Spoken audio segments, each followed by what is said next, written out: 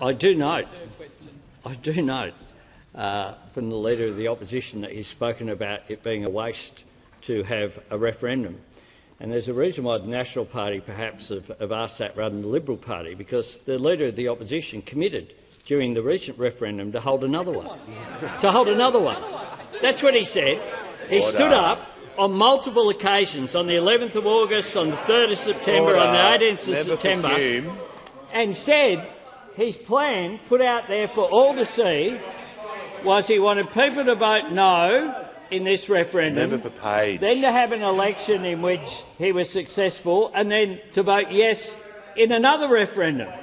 That's what he said on repeated times before people voted. Before people voted on Saturday, he gave a solemn promise that he would support a second referendum being held. A second referendum being held. And then of course, the Leader of the Opposition as well was someone who presided over the 2014 budget he was involved with. And what did they do when they came into office?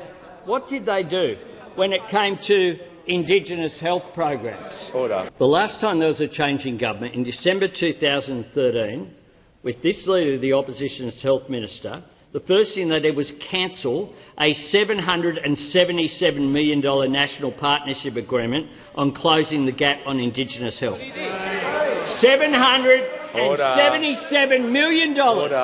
Closing the gap on indigenous health, a national partnership agreement that was in place, ripped out as part of that budget. They then, in 2014, refused to provide ongoing funding to 38 Aboriginal children and family centres.